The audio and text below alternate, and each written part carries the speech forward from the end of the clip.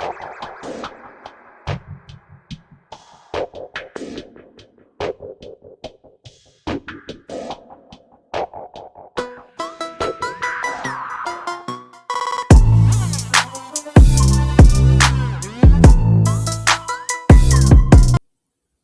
everyone. Welcome back to Sports Addict, where sports it's all that matters. There've been a couple of moves from each, mostly a few NFL teams this off season, uh, because free agency doesn't start until next week. Yeah, next week, Wednesday, March 12th. So for this video, I'm gonna be talking about what moves has each team made, like re-signings, trades, and releases. So I'll start with the first team is the Buffalo Bills. Their move is Khalid Shakir signing 4-year extension worth up to 62.2 million, including 32 million guarantee at signing. That's what the Buffalo Bills did. That's one of their moves they did this off season before the start of free agency. Like I said, the Dolphins didn't do anything. Patriots, no. Jets, no. They're probably waiting for free agency to start before they make some move. Baltimore didn't. Cincinnati, probably you guys heard. T. Higgins, basically getting franchise tag.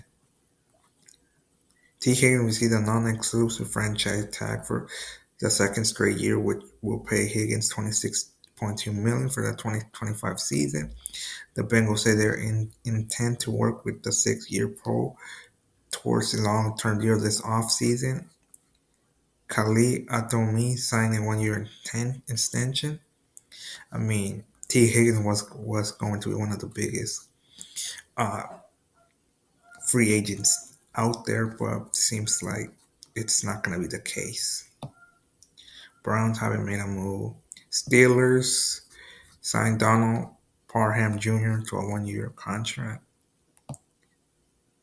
Houston signed running back there, Orhan Bowell.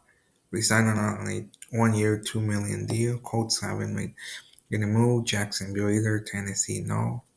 Broncos, it says no. OG, the Chiefs signed offensive guard Trey Smith, received a non-exclusive franchise tag which will pay the guard $23.4 million for the 2025 season. Just Chiefs still hope to get a long-term deal done with Smith. The Raiders re-signed offensive guard Alex Cup signed a 2-year, 11-year contract. Edge Max Crosby signed a 3-year extension worth $106.5 million with $91.5 million guaranteed. Crosby is now the highest paid non-quarterback in NFL history per average salary. Isaiah Paulamau signed a 2-year extension worth up to $8.45 million. Rapper reported Tom Pelissari and Mike Garfello. Paulamau was a restricted free agent, and the Chargers they signed cornerback Elisha Molden signed a 3-year, $18.75 million extension that includes $13.5 million in guarantee. Rapper reports. There's another move that the Chargers made that I'll talk about it in a few minutes. Then in the NFC East, the Cowboys re-signed defensive line Otighizuwa resigned on a 4-year, $80 million contract that includes $58 million guaranteed. Ian reported, Mike Garford reported. Cornerback C.J. Goodwin resigned on a 1-year deal. Giants haven't made a. Oh wait, Giants did make a move. Cassie Gray resigned to a free agent deal. Saquon Barkley, the reigning Super Bowl champ, signing a 2-year extension with the Eagles worth $41.2 million in new money, with $36 million guaranteed signing and $50 million more in inactive Then linebacker Zach Bone resigned on 3 year, 51 million deal with 35 million guarantee.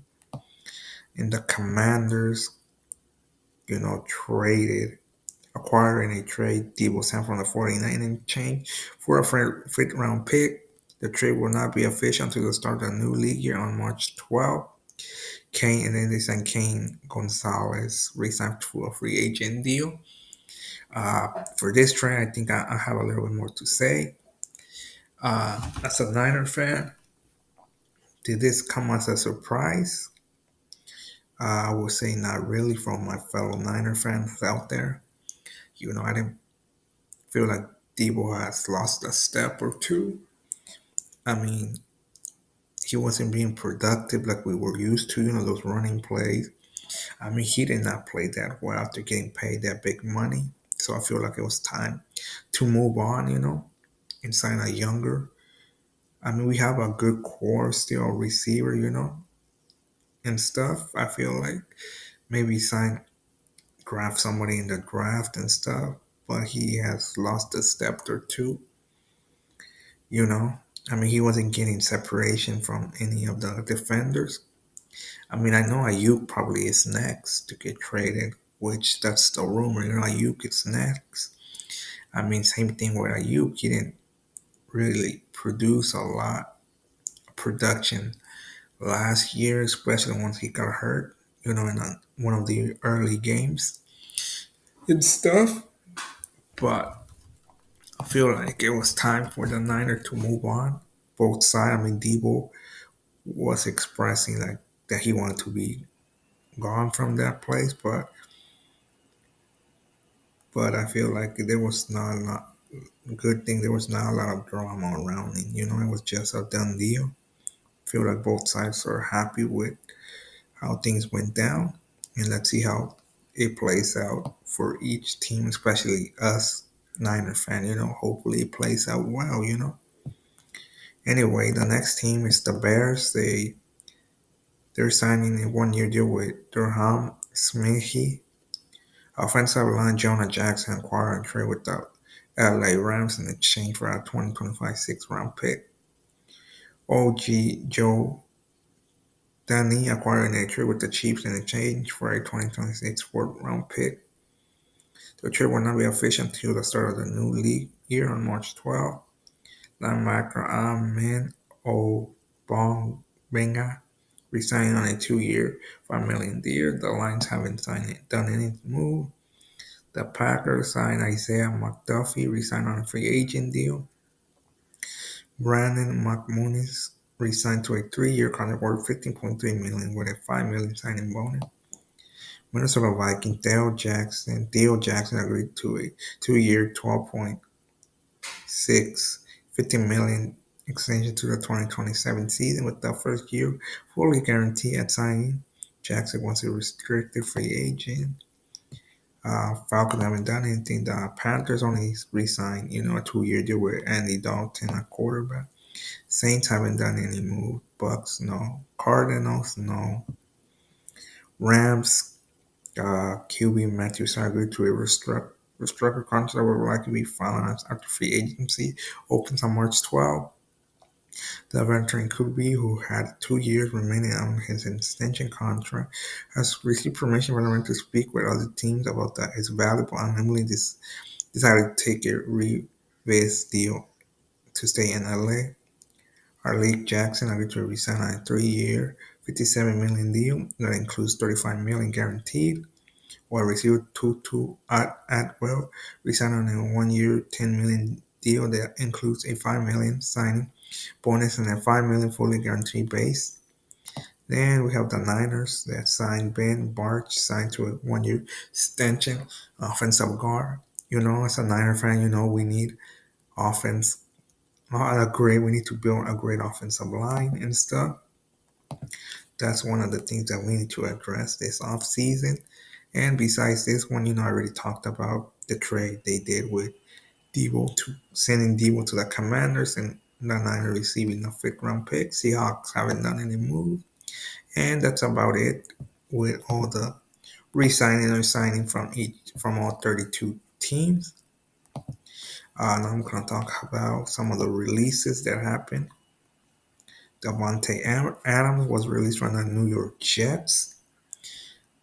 He's 32, and this is where Adams was productive in the midst of yet another lost season in New York. He had 1,063 receiving yards in 14 games last fall, but the Jets opted to save nearly 30 million salary cap space by releasing him rather than making him a top target in rebuilding year.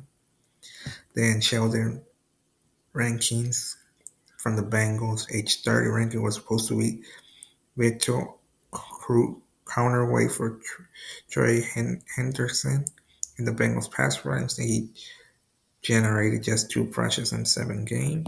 Then offensive guard Alex Capa, Cincinnati Bengal, age 30. Capa has started at least 16 games in each of the last 5 seasons, but with T. Higgins in the franchise tag, Chase headed into the final season of his rookie contract. Cincinnati opted to save 8 million cap space by cutting him. Then Raheem Monster, ex 49er, age 32 Monster, had his first 1,000-yard season in Pro Bowl invitation in 2022 but struggled with injury to 2024. Jaden Wright arrival made him an expendable piece of the Miami offense, generating highly over 3 million in cap space saving. Tight end Gerardo Everett, he's age 30. Everett entering a new phase in his career, serving primarily as a blocking tight end while Cole Kemet handled receiving duties. His 13 targets in 17 games were by far a career low in production. The Bears didn't deem worth $6 million schedule 2025 salary. Jamal Williams, former team is New Orleans Saints, age 29. Williams led the league in rushing touchdowns in 2022, but his 2 seasons in New Orleans were a disaster. He averaged fewer than 18 rushing yards per game, as the Saint on emerged 3.1 yards per carry. Then they have Christian Kirk, former team, Jacksonville Jaguar, age 28. The Jaguars surprised the NFL by offering Kirk a $4 million, $72 million contract. After a good not great season in Arizona, he rewarded that big 1,100 yard season in 2022 by injury, and Brian Thomas, our rival, limited him in this year's end.